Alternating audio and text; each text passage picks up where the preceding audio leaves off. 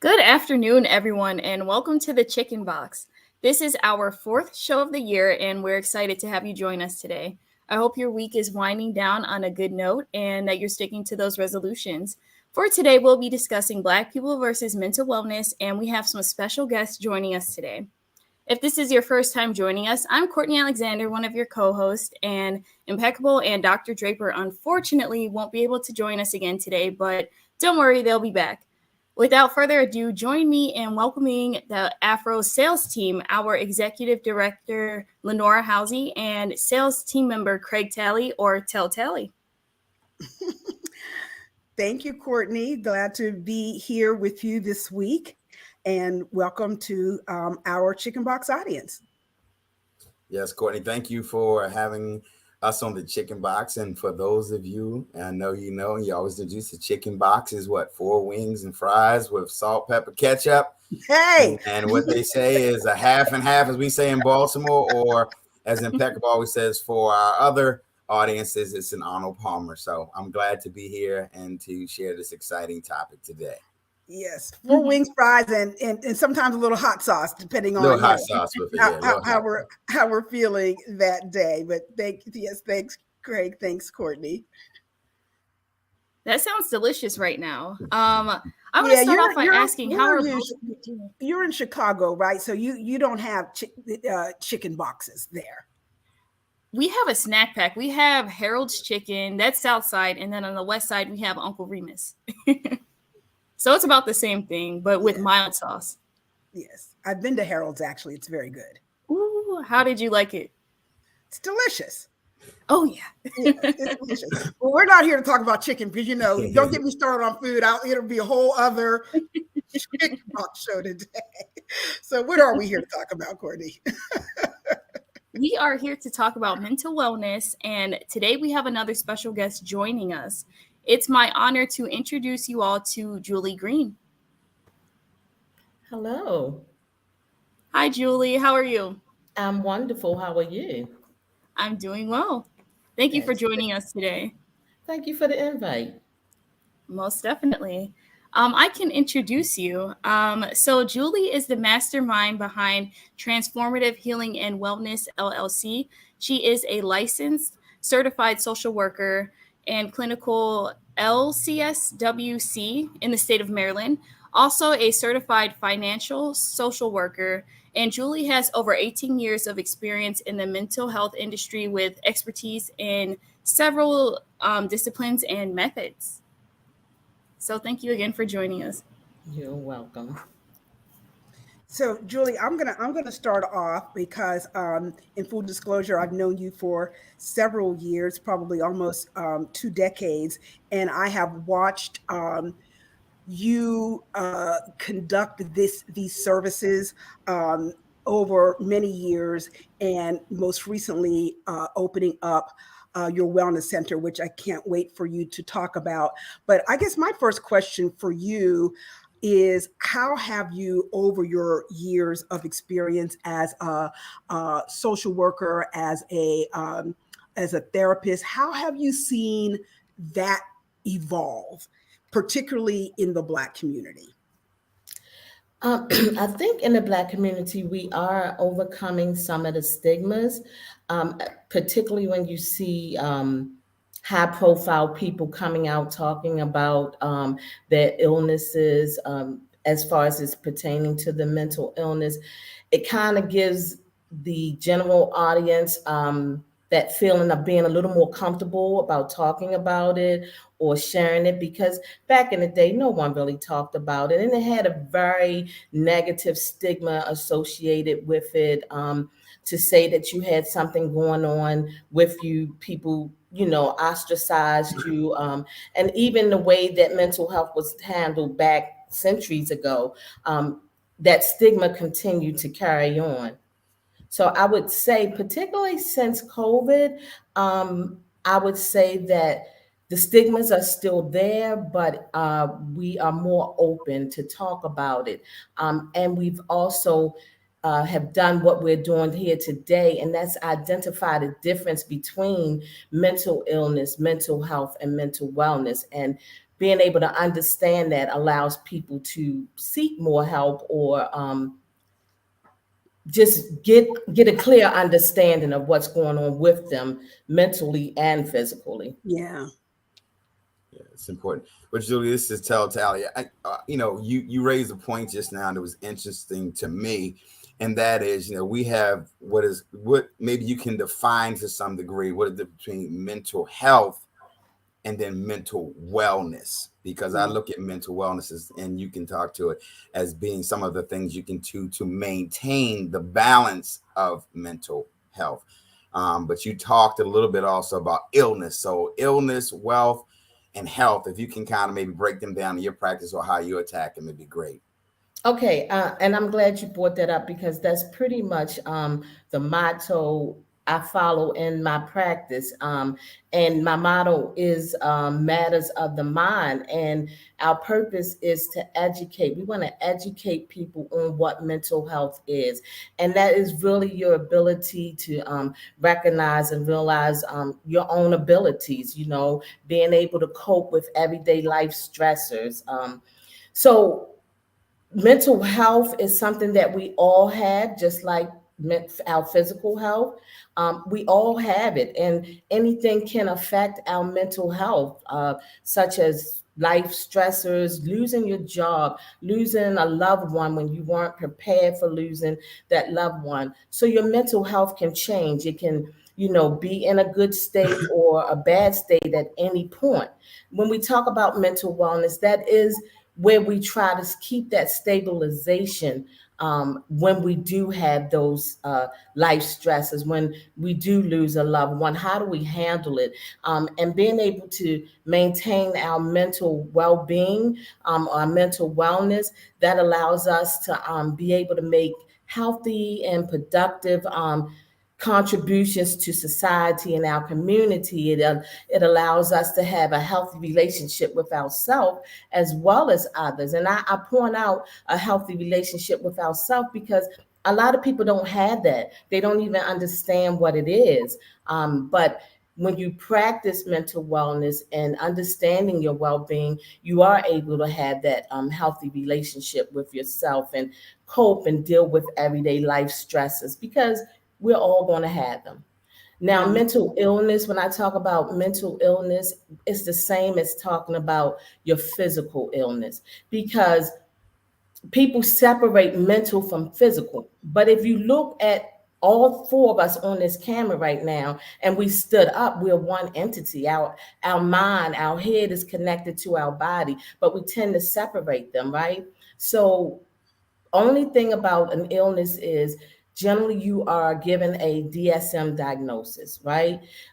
For your mental health, let's just say you're given a DSM diagnosis of F33, which is that some sort of depression. And I say some sort of depression because it's all different levels and stages. So it may be F331 or F332, which will give you different levels of the depression. And it's the same as if you had diabetes, right? The DSM code for diabetes is, I believe it's E10 for diabetes type 1 and E11 for diabetes type 2. And then you have the decimal points that will take you into those different levels of diabetes. And that's merely how we define a mental illness. But when we hear the term mental health, everyone immediately goes to, oh, I have an uncle who has schizophrenia, or I have an aunt who has bipolar, and oh, you need to talk to my cousin. But that's not really what mental health is. It's the whole gamut of your mind and your body coming together. I like to look at it as saying it's like that connection, honoring that connection between your mind and your body.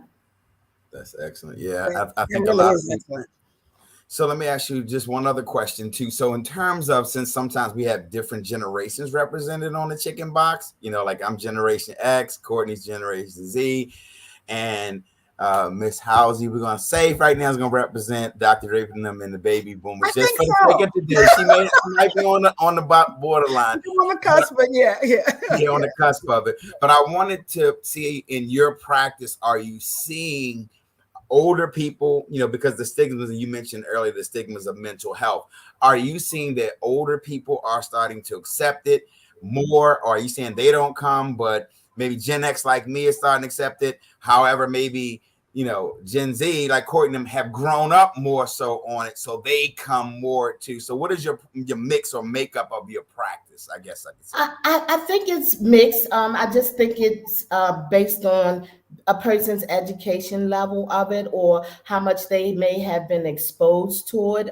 If you have family members that that had it when you were younger, and now that you're older, you're more accepting to it.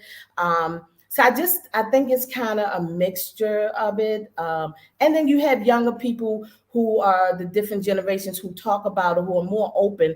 And so they talk about it around their family members. They don't have an issue of saying, this is what's going on with me. And so those older adults are more accepting of it. So I just really think it depends on their environment, how much they've been exposed to it when we're talking about the older generations. And I would say the youth of the baby boomers, because I'm the end of a baby boomer. I would say the youth of the baby boomers, I would think that they are more open to it and acceptable than maybe the older baby boomers.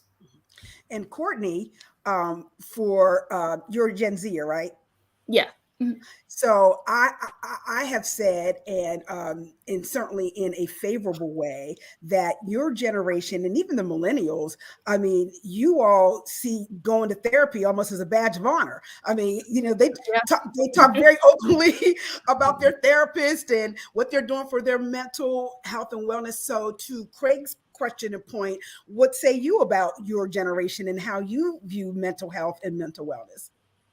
I agree with you, Lenora. I think in Gen Z, we're very open about it. And like any mental illness or, just mental wellness in general, like we will tell our family members about it, friends, whoever. Like if anyone is like struggling with something, we're very just like open about it. Like this is what I'm dealing with. And, I feel like when people hear like a second opinion or, if they find someone that they can relate to, then they're more likely to like go seek help. So even with mental wellness, we're heavy on like self-love and like self-care and, just making sure that we put ourselves first. So I'm all about spreading the word.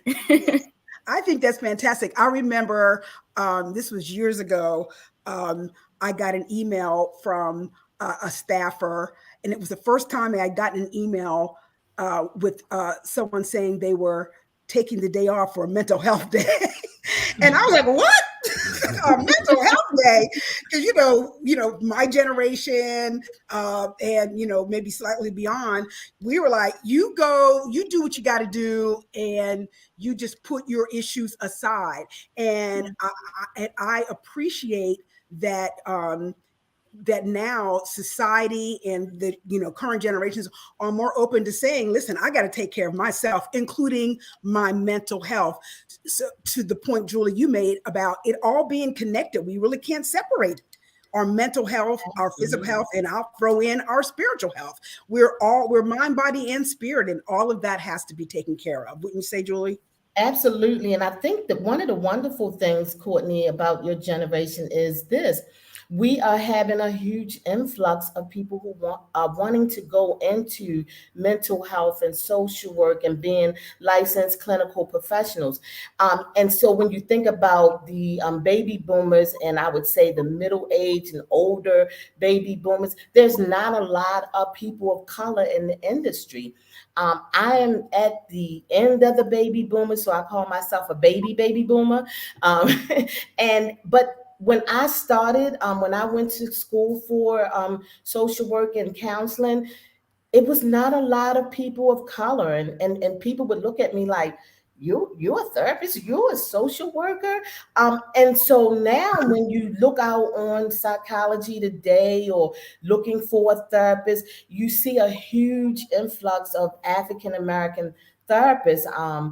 And that's wonderful. Now the downside to it is the older baby boomers, older baby boomers, they may not feel comfortable talking to the younger generation, and so that brings up some concerns for them. But for your generation and the generations going forward, when we talk about people of color seeking help and therapy, they want somebody that looks like them. They want to feel like they understand their plight. They want to know that you're not just sitting here telling me, well, that's not how it really is because you've never dealt with it, but they want to know. And so having that increase of therapists coming along will go a long way and really help the industry as we head into other generations.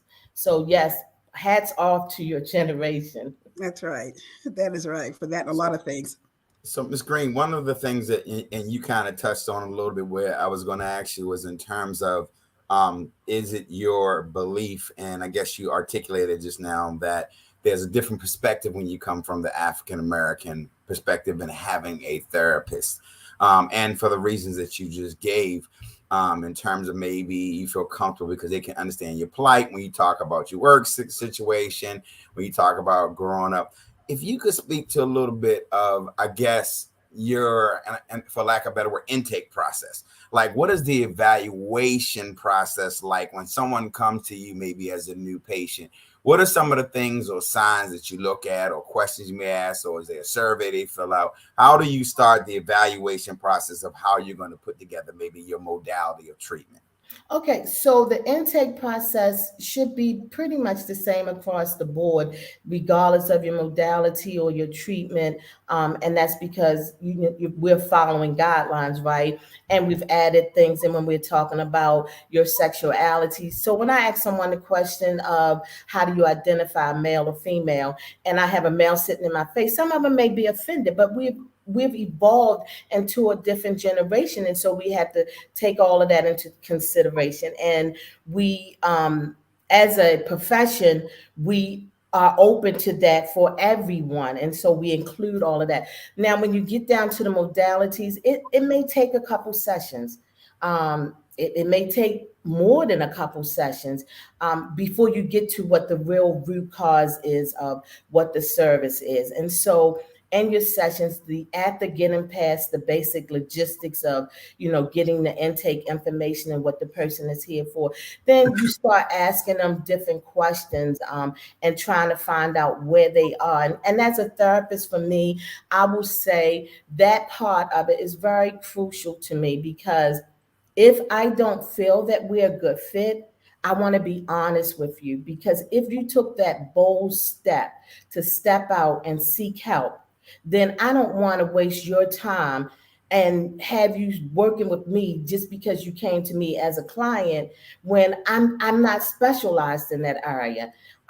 If you went to your primary care physician and you had something going on with your heart, he's able to detect that something's going on with your heart, but he's going to refer you to a heart specialist, right? He's going to refer you to a cardiologist. Well, that's the same here. If I have general knowledge of a lot of the modalities. But if I feel you need more intense than what I'm able to give you because I don't specialize in that, then I'm going to suggest that to you. I'm going to say, maybe you need to, seek another therapist. I'll help you find that therapist or look for that therapist. And I think that that's the key. So for me, I share that upfront with the clients, that this is a process of us getting to know each other and understanding whether or not we are a good fit for each other. That's I hope that great. answered your question. It does. It does. Yeah. It does. Let me just remind anyone who may have just tuned in that you are on the Chicken Box, where we are not chicken and not afraid to get on the box and state our views and perspective. We hope that you are a regular listener, but if not, you can always catch us on the replay. Also, I hope that everyone listening is an Afro member or subscriber. But if you're not, go to afro.com and sign up for your membership. You can get the Afro in a variety of formats: print, our e-edition, our e-blast. You can visit it and follow us on our social media platforms. So again, you're on the Chicken Box and we're talking about mental health and mental wellness.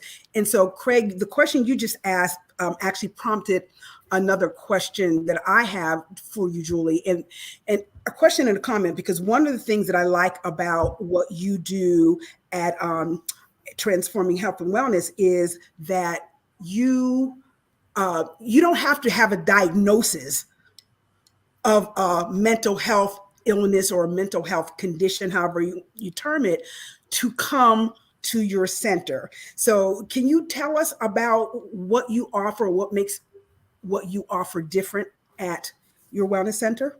Absolutely. So transformative healing and wellness, and that's a passion of mine, to know when you talk about not having to have a diagnosis, because that is a fear for a lot of people.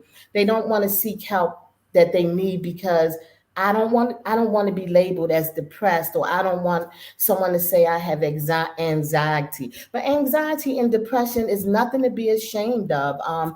We all experience it at some point in our lives. I would challenge anyone that's listening, anyone that's on this line, to raise their hand and say that they've never been depressed, they've never had anxiety.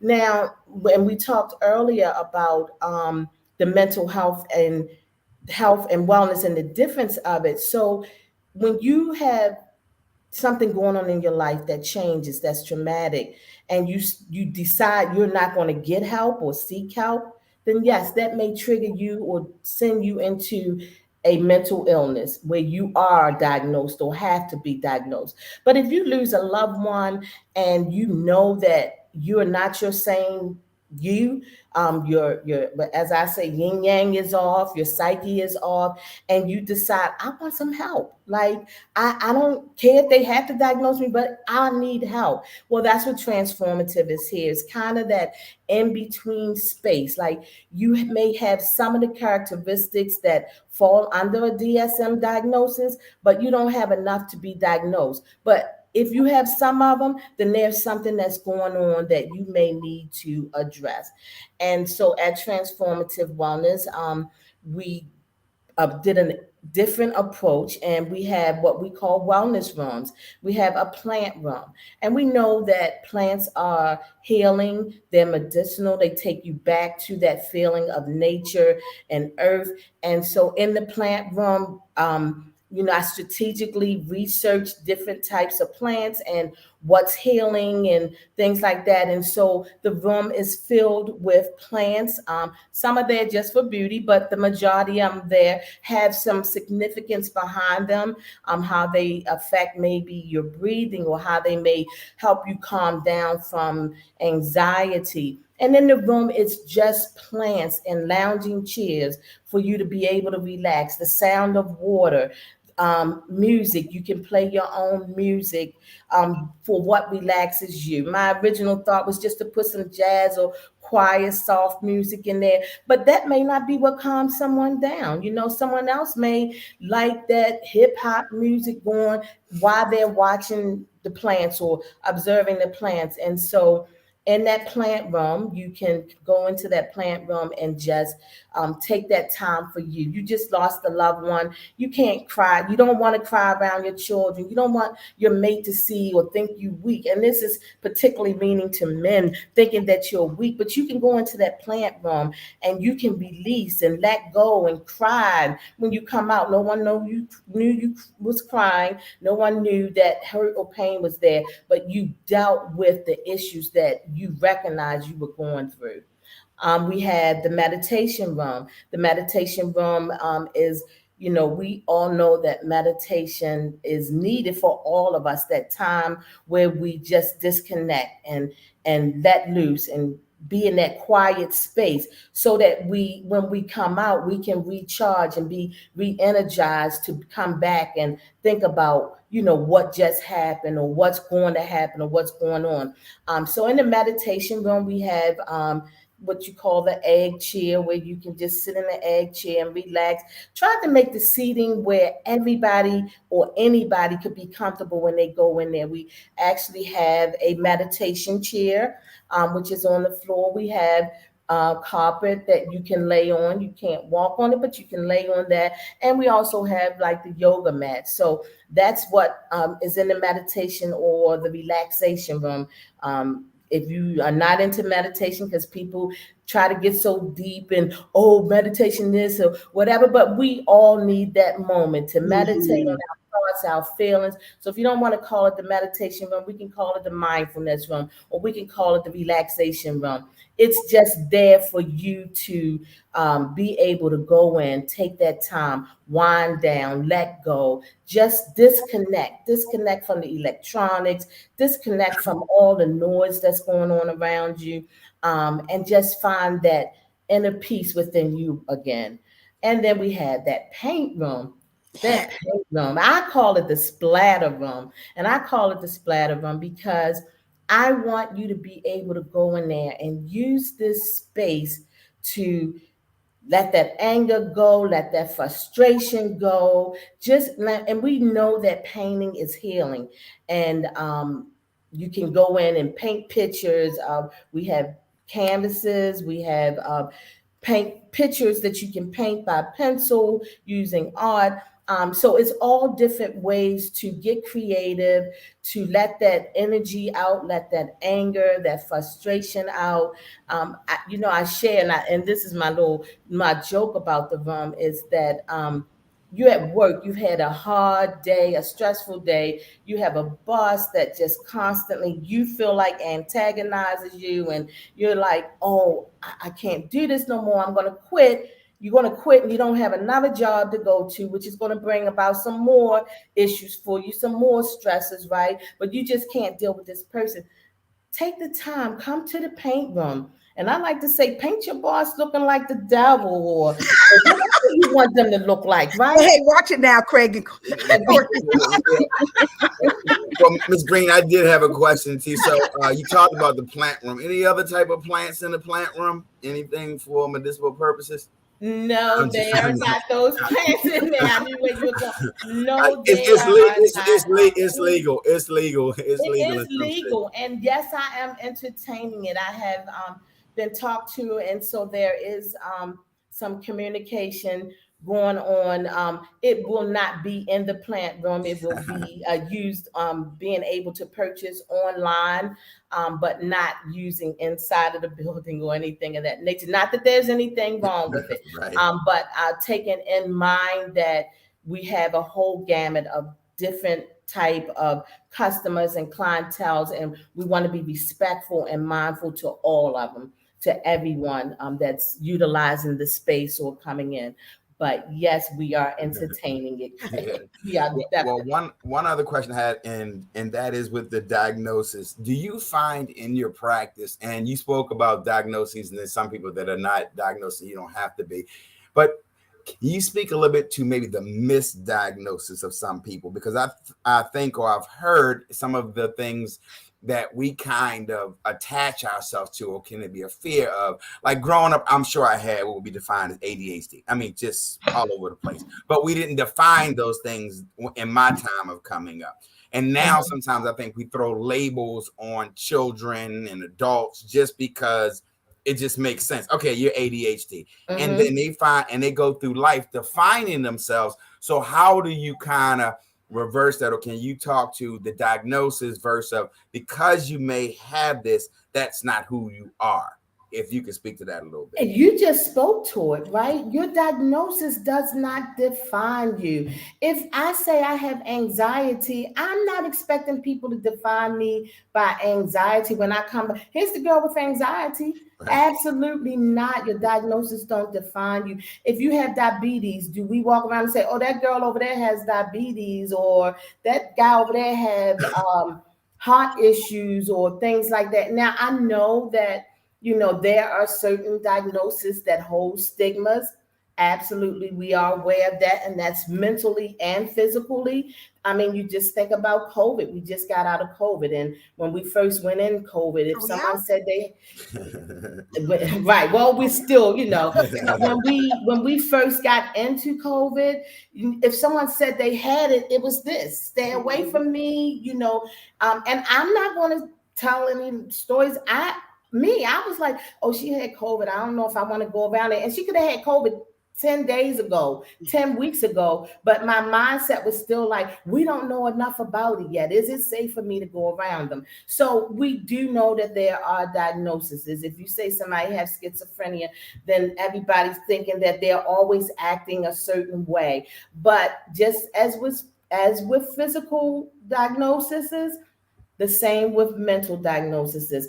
You can work through them. If I gave you a diagnosis of major depression because you lost a loved one and you couldn't get it together, and you take the medication that's prescribed for you and you seek treatment, otherwise therapy, regardless of whether it's talk therapy, regardless of whether it's one of the integrative rooms that we just spoke about, and you seek that, 6 months from now, that diagnosis may not apply to you.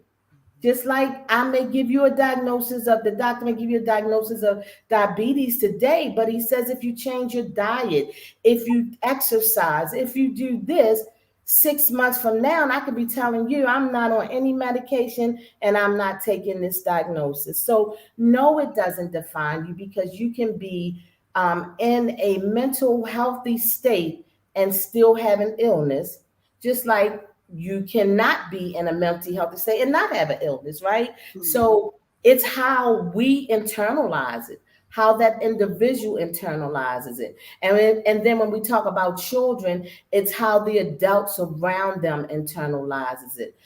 Because your child has been diagnosed with ADHD, as mom, what are you going to do about it? Because we can live normal, healthy lives as with ADHD or with ADD, even as an adult. We need to learn about those illnesses that are given to us, do our own research, and learn what you can do for yourself to, help overcome those, or minimize the effects of it for yourself. So what can we, I'm sorry. I was just tossing it to Courtney so she can get a question there too. Yeah. Oh, well, yeah, I did have a question. Since you were touching on like mental illness and mental disorders, Julie, what are some of the mental disorders that affect the Black community the most? Well, we really see, when we talk about children, they talk about ADHD, ADD, oppositional defiant. When you talk about adults, we talk mainly about major depression, anxiety, which is not, from my perspective, not necessarily considered a mental illness. Yes, it is labeled in the DSM, but it's not necessarily a mental illness, because we all experience anxiety from time to time. It just depends on the level of it and what, symptoms that you may have from it. But those are the major ones that I am seeing. I'm not saying that there's not others out there. I can only speak on the clients that I am seeing or have seen throughout my years. Mainly major depression, bipolar. But bipolar is, depression is part of bipolar. Bipolar is two parts. It's depression, that depressive state, and then you have that high state. So you do hear a lot of bipolar and depression, I would say, would be the two major ones that we address. But again, there are a lot more diagnoses within the Black community. So, Julie, someone put in the chat, they wanted to know more about your hours. Yeah. And so you can give them, we can probably, I believe we already have your web address on the stream, but talk a little bit about how people are able to make appointments. Do you require appointments? Do you take walk-ins? How does that work? Okay, so we do require appointments for the wellness rooms. It gives us the opportunity to get in. We still try to follow all of COVID's guidelines. So when someone leaves out, we got to get in and clean up behind each client. So we do require appointments for that. If you go out onto the website, you can click on each particular room, and that will take you out to their calendar. The calendar is out to up to 24 hours. So if you wanted a session today, you would have to call into the office to see if there's any availability for the day. So we do take, day of appointments. It's just that you're not able to book it on the calendar. if it's not 24 hours out. So you can call up and find out if a room is available that day, and still get the services. And you go on each calendar to get the services for that room. As far as my therapy sessions, we ask that you call in so that we can do the initial intake process, get the information that we need to determine whether or not we accept your insurance, or if you not using insurance, how we can work with you from that. And then you would have the opportunity to go online and fill out the forms and things of that nature. Our hours are generally 10 to 7. If we don't have services booked, we may not be in. So if you want to come, it would be best to call. And Saturdays we are open from 10 to 4 by appointments only. And Saturdays we will also have featuring different topics, and we will put that out into the community as those topics arise. Great, thank you. So I believe we have some questions that have come in. So Courtney, I know there's a few that you mentioned that came to. Maybe you want to ask Ms. Greene. Yeah, Impeccable asked a question. Do you find that some people use their diagnosis to manipulate some situations or circumstances? Absolutely. That's life, right? Yes, they do. Some people will. Like a certain situation, the person may be diagnosed. I'm just going to probably harp on depression because everybody knows about it. But if we say someone's diagnosed with depression, yes, they may try to use that for every little thing when they are sad or down or whatever. But that's with anything in life, anything in life, people are going to find a way to use it and manipulate it and try to get through the system however they can with it. Well, good. Again, if you're just joining us on the Chicken Box, we are powered by the Afro-American newspaper, 130 years of reporting what's important in the community. As my grandmother used to say, everything from the White House to the outhouse, we report. So we're glad to have with us today Mrs. Greene, and we thank you, Mrs. Greene, for coming on and sharing your expertise. I did have one other question for you. What are some of the ways that the Black community can get involved to assist you in getting out the word? Like, I don't know if the Black community started mental health awareness month or not, but what are some of the ways that you've seen or you think of that we could assist you in getting out the word about mental health? Talking about it. Absolutely talking about it.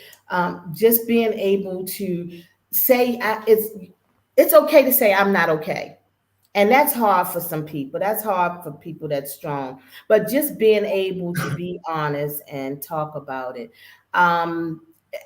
Experiencing the mental wellness exposure for yourself. So if you came to Transformative and you experienced one of the wellness rooms, share it with your brother and your sister, share it with your employers, because we are gearing up and geared up to work with companies and organizations who don't have wellness rooms for their employees. I think it's extremely important, and I may be deviating a little bit, but it kind of ties in. So I'm going to throw this little plug in while I'm talking. It is extremely important that employers understand the importance of providing mental wellness opportunities and services for their employees. And we are now in an age where our home has become everything. It's home, it's church, it's school, it's work, it's play, it's dinner, it's everything. Everything is in the home. And our environment makes a difference in our emotions, our feelings. And so if you are someone who works from home all the time, let your employer know that there are other wellness options out here. They can reach out to us and we can work something out with them where they can have the rooms available for you to come into and get away from. If I need a moment and my home is everything to me, school, kids, everything, that moment needs to be outside of my home. And it needs to be in a safe place. It needs to be somewhere where I feel safe and I'm comfortable. So those are the ways, like, and educating yourself. Educating. understanding what mental health is and what mental wellness is and what mental illness is.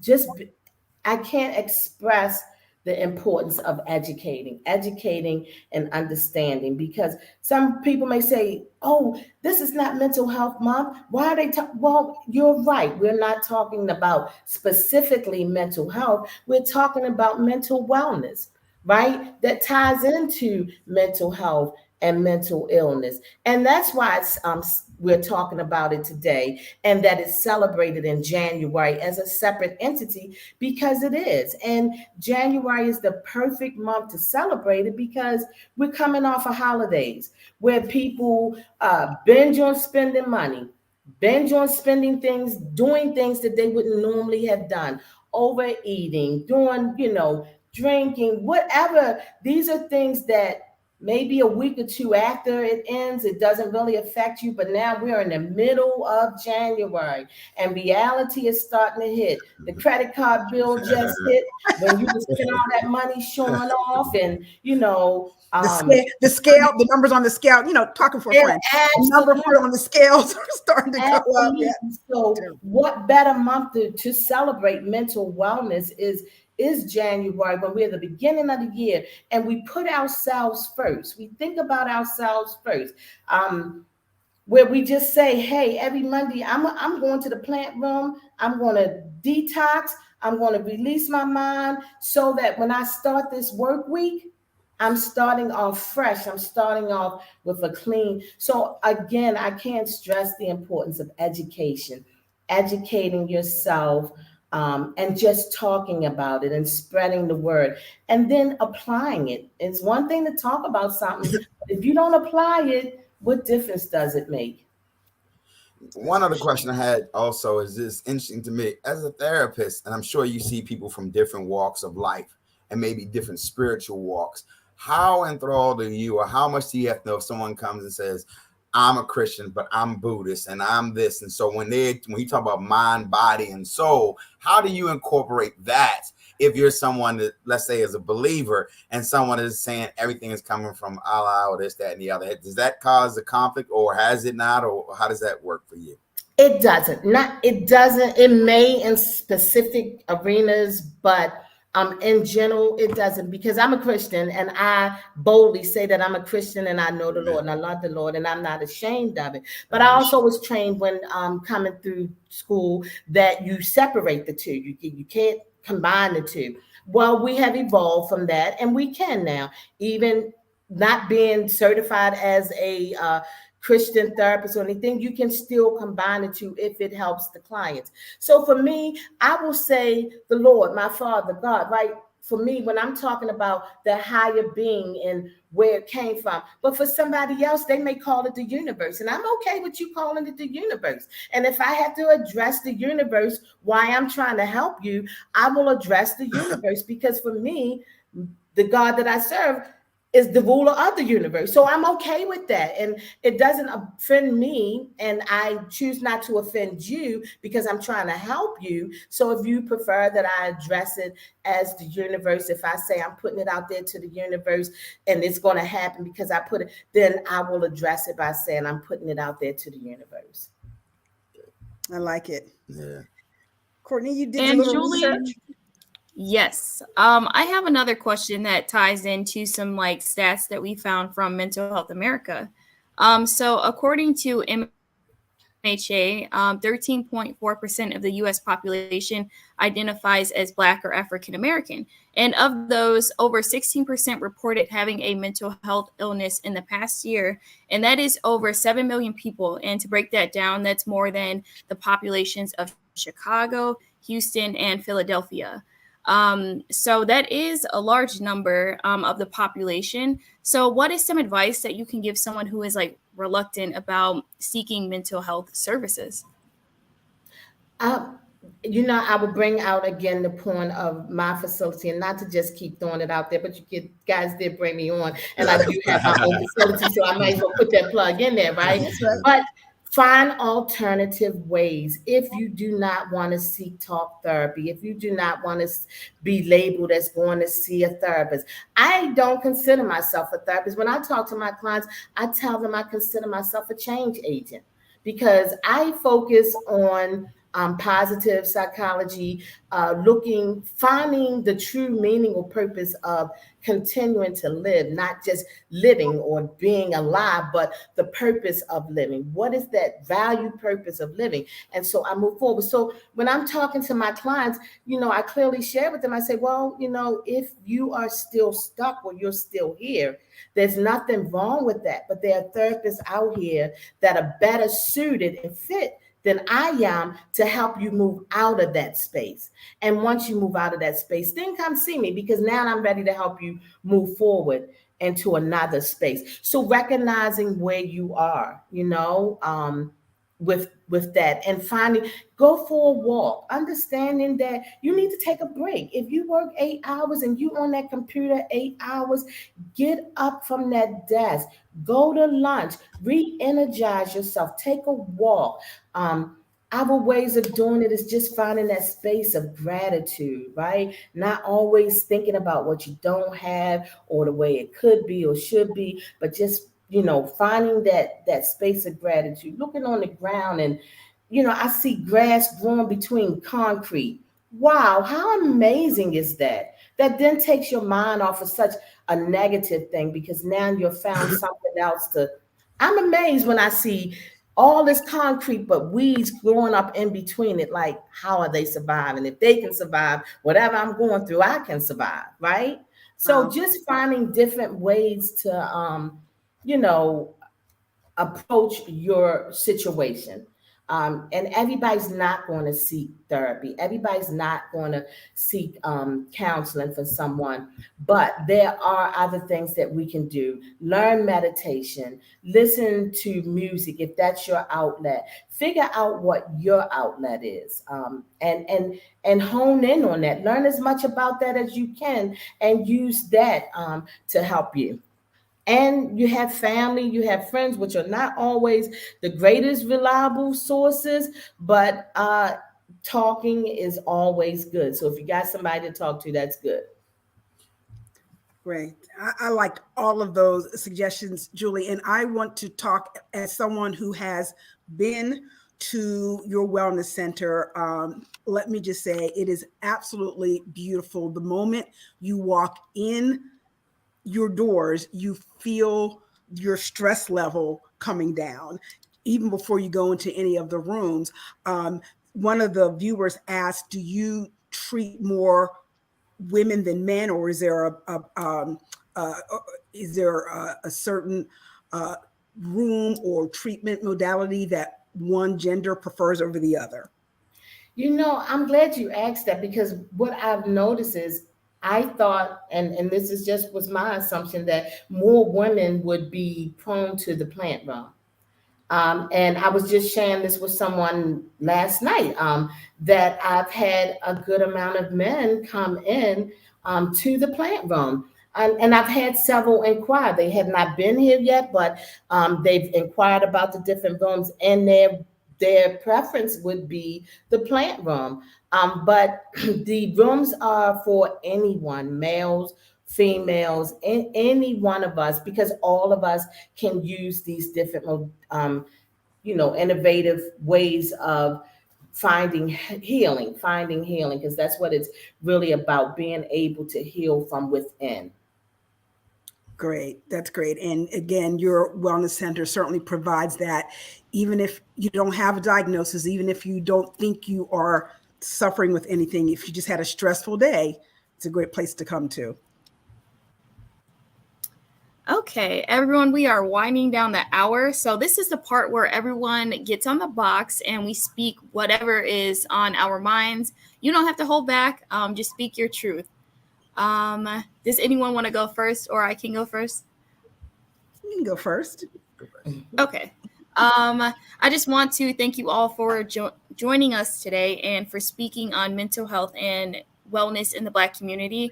I know that there are like stigmas around it, and I feel like we need to dispel that because everyone is human and sometimes we do need help, and everyone needs resources to rely on because we can't do it all alone.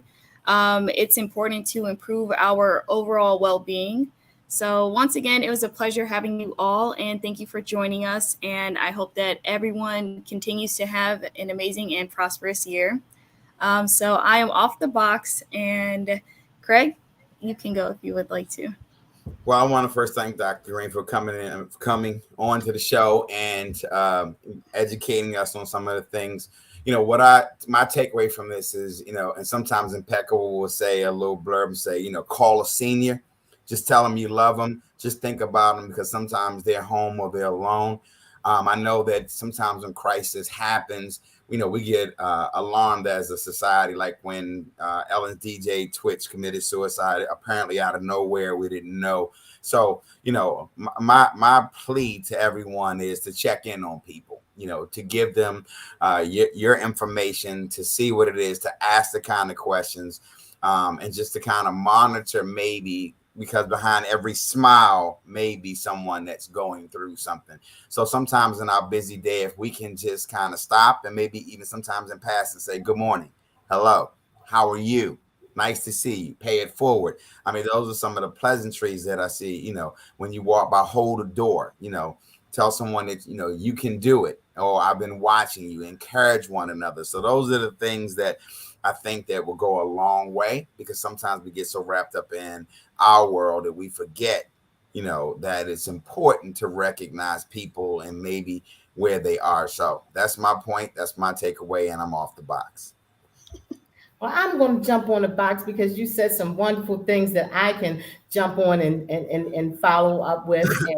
And everything you said is so true and so important. It is important for us to check on each other, show love, show kindness, especially in such a dark world. Be the light for the darkness, right? Be that light in this dark world. And even when we talk about, you just brought up the gentleman Twitch, and I don't want to harp on that too much because he has family that, are still out here and grieving and suffering.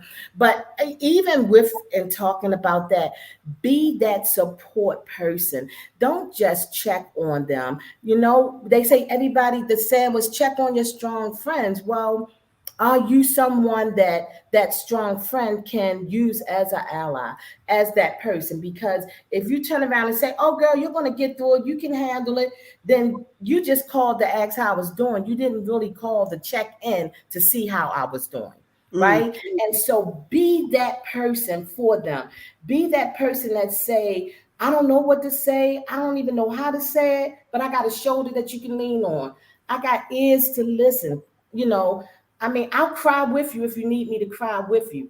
Just let them know that they're in a safe space, because that strong person knows how to hide those feelings. And if they don't feel that they're in a safe space, they're not going to share. Right? Why should they? Because now you're going to see them in a different light. As a clinician, as a therapist, I have to know who I can. Right. Again, thanking you, Julie, for coming on, for sharing. Thank you for doing what you are doing, because I know, having journeyed with you on your path to opening up transformative healing, that it was no small feat. And I know that it was accomplished because of your faith in God, because of your compassion and concern for the community and our collective mental health. So thank you for that. Thank you for sharing. Thank you for your center being 5 minutes from me. And for those of you who do not know, please go on the website, make your appointment, treat yourself, do like the Gen Zers are doing, focus on self-care. It really is important. And by helping yourself, you'll help everyone else that's in your life. So again, thank you all for tuning in. Be sure, again, if you're not already a subscriber or a member, go to afro.com, sign up. This week's edition has a wonderful article under our Word in Black banner on mental wellness. So please be sure to check that out. And we hope to see you again next week. Thank you for having me. Thanks for coming on. Have a blessed day, everyone. Bye-bye, everyone. Thanks, everyone. Bye-bye.